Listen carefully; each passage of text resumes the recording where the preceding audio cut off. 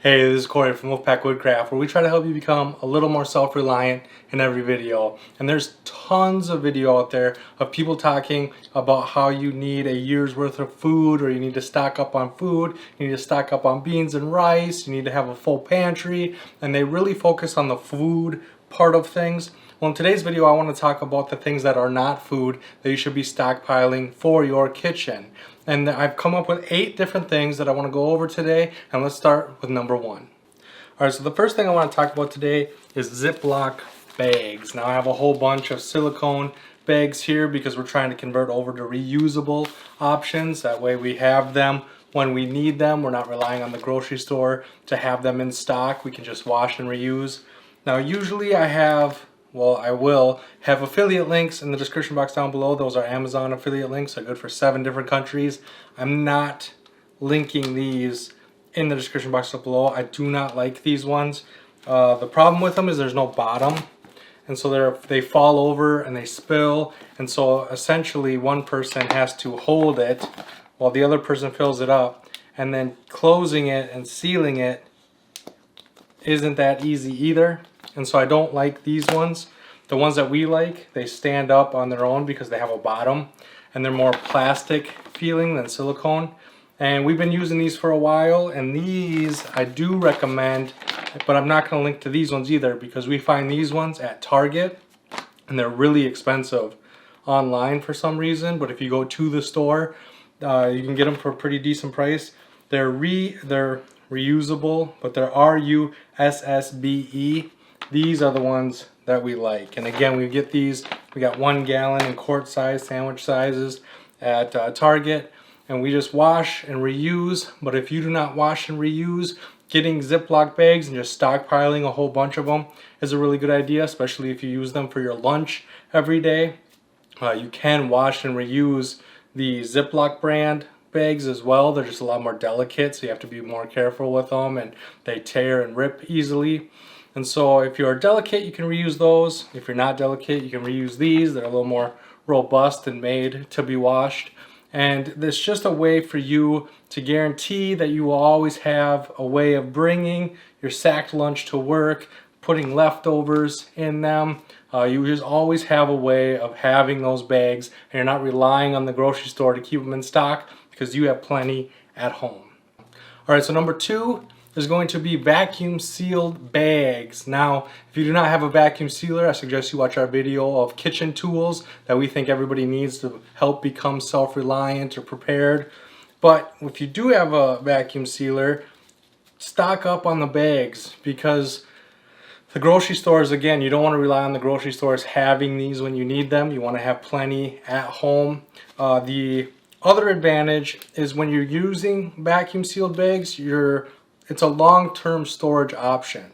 Okay, so the Ziploc bags you're going to be using on shredded cheese and packing your lunch for work and things that you're going to be in and out of all the time.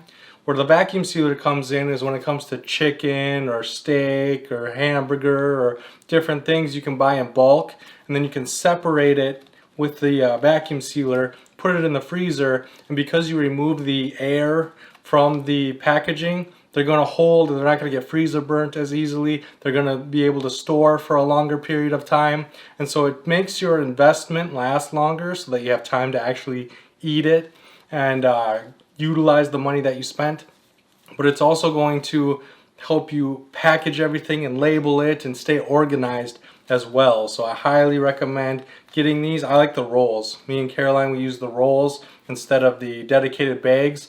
That way, if we need a small bag, we can cut a small bag. If we need a big bag, we can cut the big bag. And we're not stuck using a big bag with a little bit of ingredients, or a small bag, a whole bunch of small bags, because it's all we have. We like being able to make our own. So we just take the rolls out of the box and we just stack them in a shelf next to each other. And it's just easy for us to grab one when we run out. So I highly recommend vacuum sealed bags. All right, so number 3 is going to be 5-gallon buckets.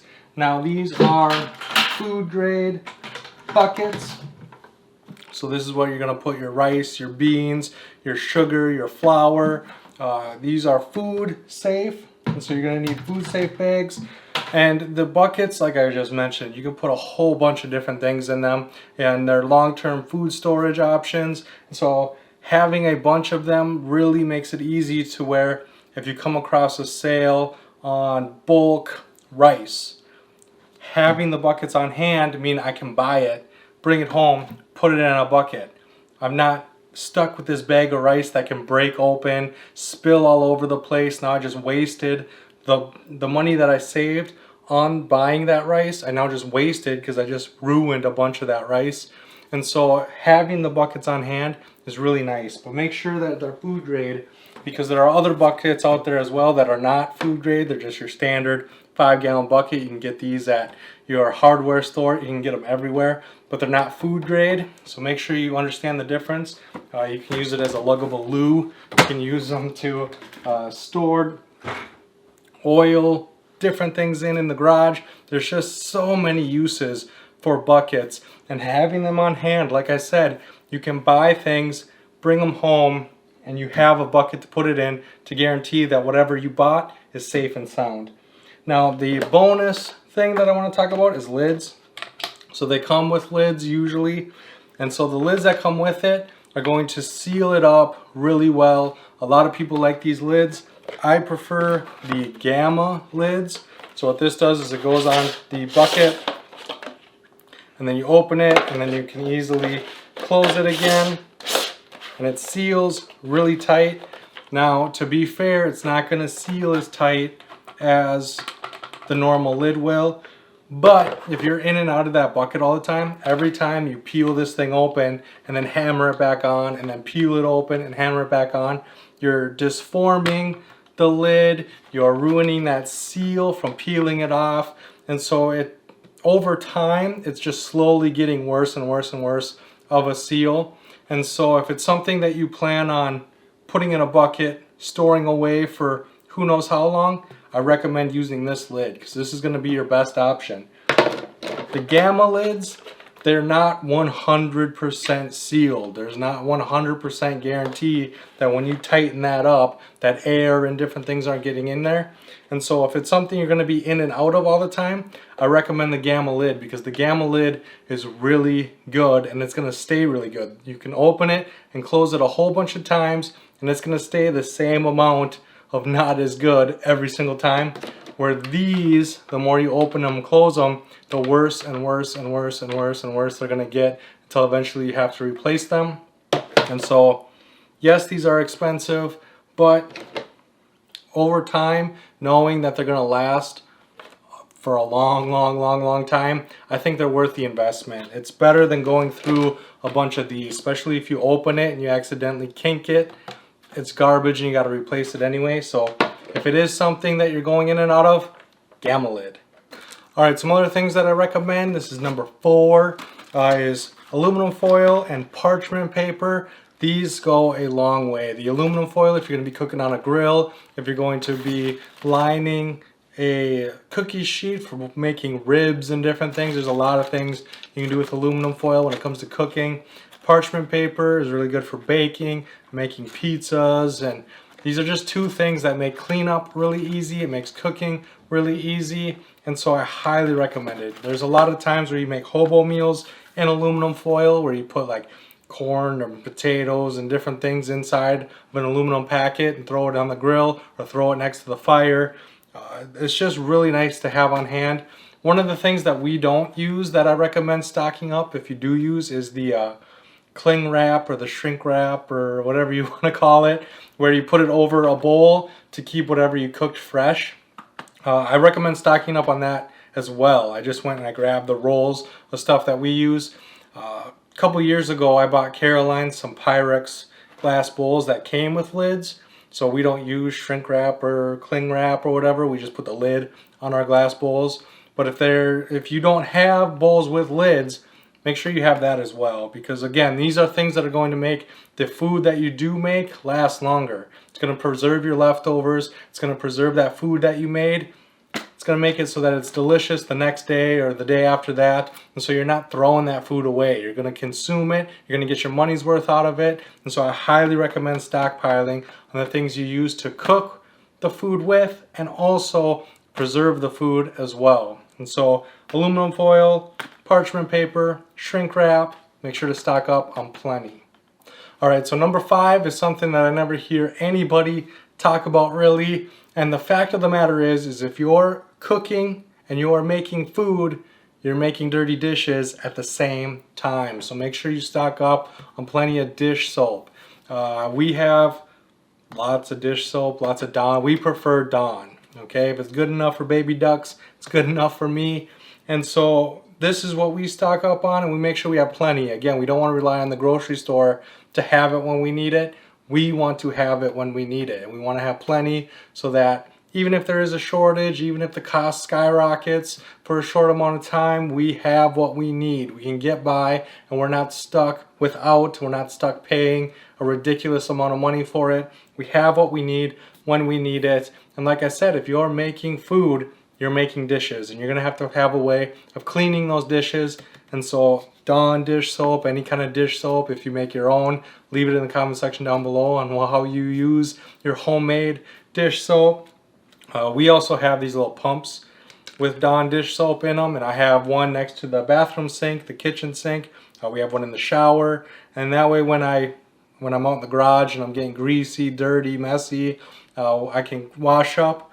I can use Dawn. I can wash my hands with Dawn very easily. I just pump, just like I do a normal bottle of soap, and I can use that Dawn to cut through the grease. It doesn't matter if I'm at the kitchen sink, the bathroom sink, or in the shower. I have the Dawn to cut through that grease, the grease on my face sometimes, depending on what I'm working on. Sometimes I'll get oil all over everything.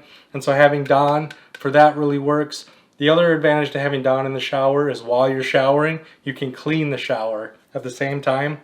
And so having these little pump bottles is really nice as well. Not just for dishes, but for lots of things. You need to be able to clean a lot of things, but because we're focusing on kitchen in this video, we're going to focus on dish soap, but just know you can use this for a ton of other things. Alright, so number 6 is going to be towels or paper towels. We use both. I would like to say we're transitioning away from paper towels, but to be honest with you, when you have a dog and you have kids, it's easier to use a paper towel and just throw the mess away than it is putting it in a rag and then trusting it in the washing machine, or trusting not to mix it with something else, your normal clothes. It's just easier to throw the mess away sometimes, and so we have paper towels and we have rags. And in the kitchen, we try to keep to the rags unless it's like a really greasy mess. If we spilt like vegetable oil or something like that, we'll use the paper towels.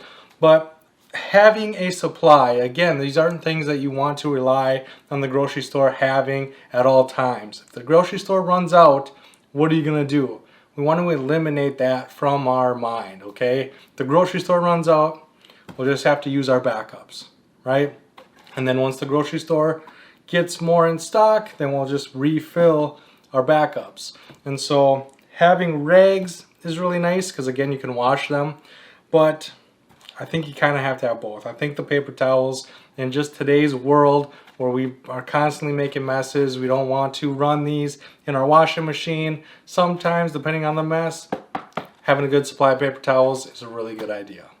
Okay, so number 7 is going to be glass jars. Now, having a lot of extra glass jars on hand is a really good idea because again, it's one of those things where if you find a deal on, if you're at the store and you find a deal, or if you find a deal online and you want to order a bulk supply of something, having the cans to put it in is a really good idea. Also having the vacuum sealer thing. Again, if you haven't seen our tools video, our kitchen tool video, I suggest checking that out. But being able to store that stuff and just having it on hand, and so you can focus on the sale and the deal and not what are you going to do with it once you get home. So I really like that as well. So here we have powdered eggs. Here we have cinnamon sugar. This is actually empty. This is a garlic powder, but there's none left in it.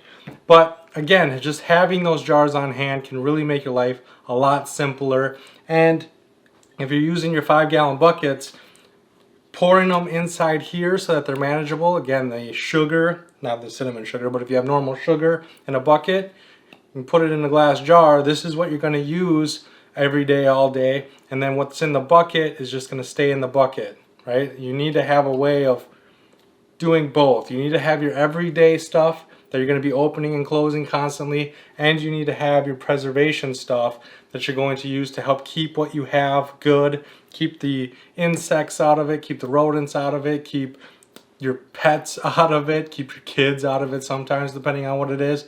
And so you need to have your everyday jars as well. Alright, so number 8, our last one of the video, is going to be containers. Now, glass jars work really well, but you don't want to drop them, you don't want to bring them everywhere, you don't want to store a whole bunch of them in the fridge.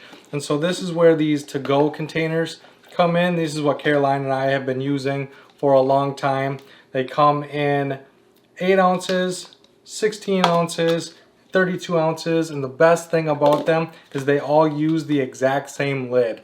And that is just awesome. I don't know how many times before we got these, I will leave a link to them down the line. We ordered them on Amazon. They come in a 72 pack, which sounds awesome, but just realize that half that number is the lids. Okay, so half the number is the containers themselves, the other half is just lids for the containers. So they always make the number seem, oh, 72 containers. No, no, no. Half that number is the lids. But the advantage to just not have to go through all the lids. You know, you find a container that's the right size, you put your leftovers in it, you put the spaghetti sauce in it, and then you're trying to find the lid for it, and none of them are quite right. Drives me insane.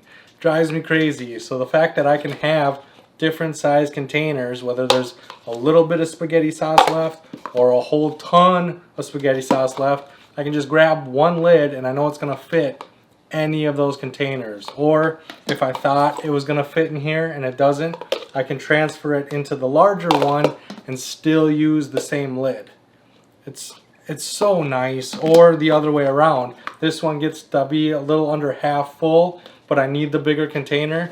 I can transfer it into the little container and take the lid that's all messy with spaghetti sauce from being on this one and just put it on that one now. So I'm not constantly washing lids and organizing lids. I can just take the dirty one from this one, transfer the spaghetti sauce into here, use the dirty lid on the smaller container. It's a game changer. It's so nice. Now, they are round, which isn't always convenient.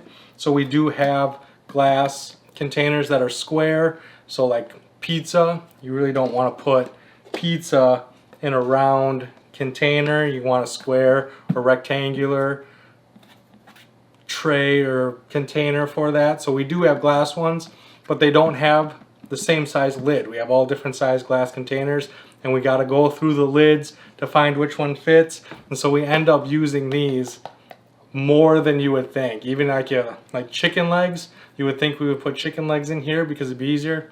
We put them in here because then we don't have to fuss around trying to find the lid, right? And so I highly recommend these. I will link them in the description box down below. Those Amazon affiliate links are good in 7 different countries, so click on them, check them out. This is, again, you're going to be using these all the time, so make sure you get good ones that you can rely on. You're going to be relying on them for a long period of time. We've been using these now for a couple years. They wash really well. They don't stain as long as you wash them right away. You can store the spaghetti sauce in here, but as soon as it's empty, you got to wash it right away in the sink, even if you just rinse it out before you actually wash it. They come out really clear. I like that you can see through them, so you can see exactly what's in here. So if it's spaghetti sauce or chicken broth or noodles or whatever, you can see what it is without having to open it. Same with the glass. I like being able to see through my containers so I know what's in them without having to open it. But in that description or in the comment section down below, leave what your stockpile looks like in your kitchen that is not food. Everybody talks about food. I want to get a conversation going about the things that aren't food that we should be stockpiling as well. Leave it in the comment section, and I cannot wait to see you on my next video.